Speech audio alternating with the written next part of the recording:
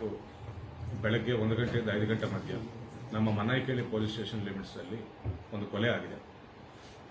ಗಣಪತಿ ಅಂತ ಸುಮಾರು 34 ವರ್ಷದ ವ್ಯಕ್ತಿ, ಲೋಕಲ್ ಪರ್ಸನ್ ಕೊಲೆ ಆಗಿರ್ತಾನೆ. ತಕ್ಷಣ ಪ್ರಕರಣ ದಾಖಲೆ ಮಾಡಿಕೊಂಡು ವಿತಿನ್ 3 ಅವರ್ಸ್ ನಮ್ಮ ಪೊಲೀಸರು ಆರೋಪಿಗಳನ್ನು ಹಿಡಿದಿದ್ದಾರೆ. ಆರೋಪಿಗಳಲ್ಲಿ 4 ಜನರು ಮುಖ್ಯವಾಗಿ ಕೃತ್ಯದಲ್ಲಿ ಭಾಗಿವಹಿಸಿದ್ದಾರೆ ಅಂತ ನಮಗೆ ಮಾಹಿತಿ ಬರುತ್ತದೆ. ಅದರಲ್ಲಿ ಒನ್ ಆಫ್ ದ ಅಕ್ಯೂಸ್ಡ್ ಈ ಹಿಂದೆ ಡಿಸೀಸ್ಡ್ ಫ್ಯಾಮಿಲಿಯಲ್ಲಿ ಇದ್ದ ಒಬ್ಬ ಹುಡುಗಿಯೊಟ್ಟಿಗೆ ಸ್ನೇಹವನ್ನು ಬೆಳೆಸಿದ್ದಾನೆ ಅನ್ನೋ ವಿಷಯದಲ್ಲಿ ಡಿಸೀಸ್ಡ್ ಆಗಿರುವ ಗಣಪತಿ ಇವರಿಗೆ ಸ್ವಲ್ಪ ಜೋರಾಗಿ ವಾರ್ನಿಂಗ್ ಕೊಟ್ಟಿದ್ದ ಸಂದರ್ಭ ಆ ವಿಷಯ ನಮ್ಮ ಗಮನಕ್ಕೆ ಬಂತು.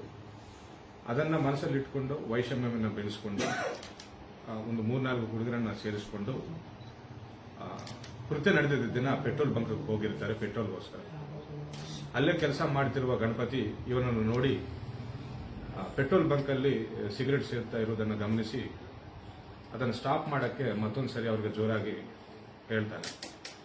ಈ ಹಿಂದೆ ನಡೆದಿದ್ದ ಘಟನೆಯನ್ನು ಮನಸ್ಸಲ್ಲಿ ಇಟ್ಕೊಂಡಿದ್ದೀವರು ಮತ್ತೊಂದು ಸರಿ ಈ ರೀತಿ ಅವ್ರಿಗೆ ಜೋರಾಗಿ ಮಾತಾಡಿದ್ದಾನಂತ ಮತ್ತಷ್ಟು ವೈಷಮ್ಯವನ್ನು ಬೆಳೆಸಿಕೊಂಡು ನೈಟ್ ಈ ವ್ಯಕ್ತಿಯನ್ನು ಫಾಲೋ ಮಾಡಿಕೊಂಡು ಸುಮಾರು ತನ್ನ ಮನೆಗೆ ಹತ್ತಿರ ಹೋಗುವ ದಾರಿಯಲ್ಲಿ ವೇಟ್ ಮಾಡಿ ನೋಡಿ ಈ ವ್ಯಕ್ತಿಯನ್ನು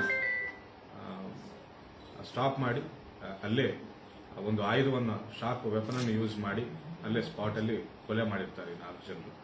ಕೊಲೆ ಮಾಡಿದ ತಕ್ಷಣ ಆರೋಪಿಗಳು ಅಲ್ಲಿಂದ ಓಡಿ ಹೋಗಿರ್ತಾರೆ. ನಮ್ಮ ಪೊಲೀಸರೆಲ್ಲರೂ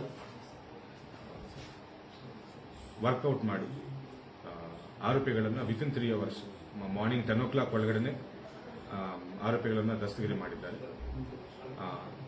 ನ್ಯಾಯಾಂಗ ಬಂಧನಕ್ಕೆ ಒಪ್ಪಿಸಿದ್ದಾರೆ ಎಲ್ಲ ಆರೋಪಿಗಳನ್ನು. ಎಲ್ಲರೂ ಒಂದೇ ಊರವರಿದ್ದಾರೆ. ಇವರಿಗೆ ಹಳೆ ಪರಿಚಯನೂ ಇದೆ. ಸೊ ಈ ಹಿಂದೆ ಘಟನೆಗಳು ಕೂಡ ಆಗಿದ್ದಾವೆ ಆರೋಪಿಗೂ ಮತ್ತು ಡಿಸೀಸ್ ಮಧ್ಯ ಕೂಡ. ಸೊ ಬರ್ತಾ ಬರ್ತಾ ಇವ್ರದ್ದು ವೈಷಮ್ಯ ಬೆಳ್ಕೊಳ್ತಾ ಬಂದಿದೆ. ಅದು ಬಹಳ ಹಳೆ ವಿಷಯ, ಬಟ್ ಅದನ್ನು ಮನಸ್ಸಲ್ಲಿ ಇಟ್ಕೊಂಡು ದ್ವೇಷ ಬೆಳೆಸ್ಕೊಂಡಿದ್ದಾರೆ. ಡಿಸೀಸ್ಡ್ ಫ್ಯಾಮಿಲಿಗೆ ಸ್ವಲ್ಪ ರಿಲೇಷನ್ದಲ್ಲಿ ಬರ್ತಾರೆ ಅವರು.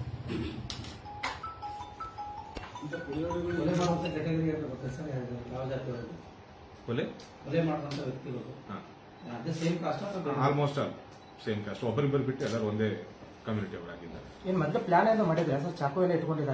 ನೈಟ್ ಟ್ರಿಗರಿಂಗ್ ಆಗಿದೆ, ಅಲ್ಲೆಲ್ಲ ಪ್ರವೋಕ್ ಆಗಿದೆ. ಈ ಹಿಂದೆ ಇದ್ದ ಘಟನೆಗಳನ್ನು ಕೂಡ ಮನಸ್ಸಲ್ಲಿ ಇಟ್ಕೊಂಡು over the period of just last night ಒಂದು 1 hour 2 hours ಅಲ್ಲಿ ಅದನ್ನ ಎಕ್ಸಿಕ್ಯೂಟ್ ಮಾಡಿದ್ದಾರೆ ಅವರು. ಇದಕ್ಕೆ ಬಹಳಷ್ಟು ದೊಡ್ಡ ಪ್ಲಾನಿಂಗ್ ಅದೇನೂ ಇಲ್ಲ. ಹಳೆಯ ವೈಷಮ್ಯಗಳಿತ್ತು ಅಂಡ್ ಸಮಯ ಟ್ರಿಗರಿಂಗ್ ಆಗಿ ಬಂದಿದೆ ಅಷ್ಟೇ. ಕೊಲೆ ಆದವನು ಜಸ್ಟ್ ಒಂದು ಪೆಟ್ರೋಲ್ ಬಂಕ್ ಅಲ್ಲಿ ಕೆಲಸ ಮಾಡ್ತಾ ಇರ್ತಾನೆ, ಅವಾಗ ಡ್ರೈವಿಂಗ್ ಮಾಡ್ತಾ ಇರ್ತಾನೆ. ಈ ವ್ಯಕ್ತಿಗೆ ಯಾವುದೇ ರೀತಿಯ ರಾಜಕೀಯ ಹಿನ್ನೆಲೆ ಇಲ್ಲ.